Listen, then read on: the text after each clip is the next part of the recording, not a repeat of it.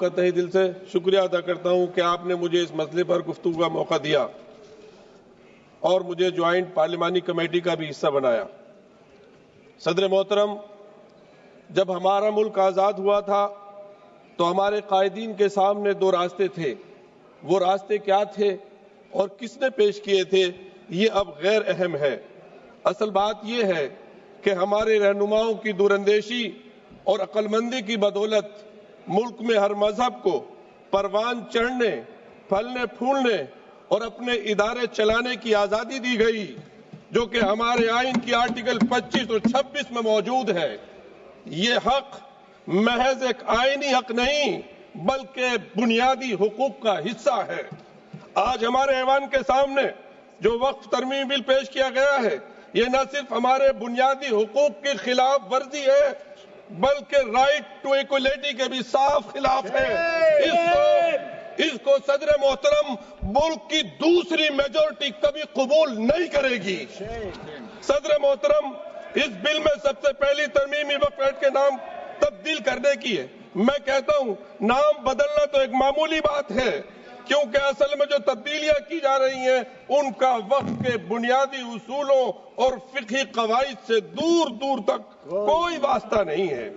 اس ترمیمی قانون کا مقصد وقف کے ادارے کو کمزور کرنا اور اسے بے اثر کرنا ہے۔ تاریخی طور پر وقف کے جتنے بھی قوانین بنے ہیں وہ اس اصول پر قائم تھے کہ مذہب میں دیے گئے وقف کے اصولوں اور شرائط کو ختم نہ کیا جائے۔ سن 1913 کا مسلم وقف ایکٹ، جس کا مانیہ منتری جی حوالے دے رہے تھے، اسی نیت سے لایا گیا تھا کہ وقف کے اصولوں کو قانونی طور پر تسلیم کیا جائے، نہ کہ انہیں تبدیل کیا جائے۔ سن 1923 میں، سن 1954 میں، سن 1995 اور 2013 کے تمام ترامیم وقف کے تحفظ کی نیت سے لائے گئے تھے اور اس کو قوت دینے کے لیے لائے گئے تھے، نہ کہ اس کو کمزور کرنے کے لیے لائے گئے تھے۔ وزیر محترم کو یہ اعتراض تھا کہ ہماری لائی ہوئی تجویز پر مسلم کمیونٹی شک کر رہی ہے۔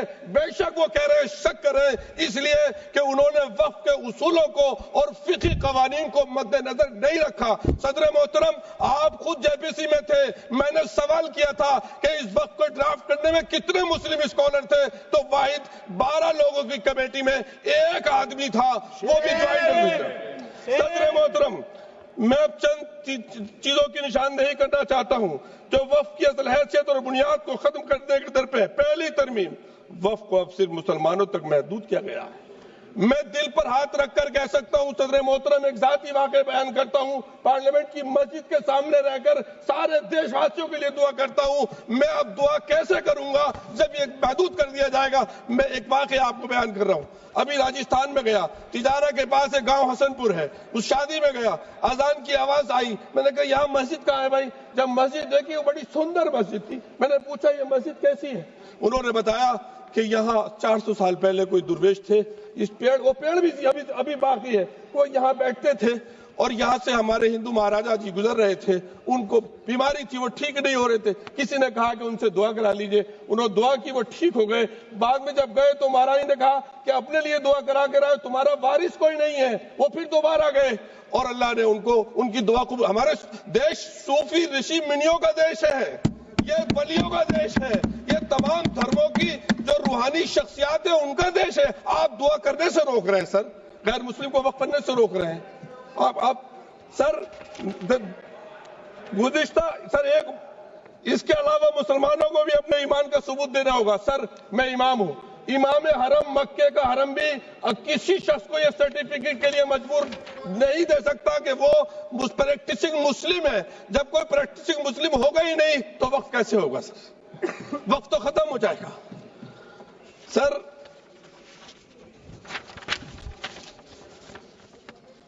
وقف بائی یوزر، جس کے مطابق اگر وقف کی دستاویز نہ ہو، ڈاکومنٹس نہ ہو، وقف کرنے والے کی شناخت نہ ہو تو لمبے عرصے سے جاری استعمال کو وقف مانا جاتا ہے۔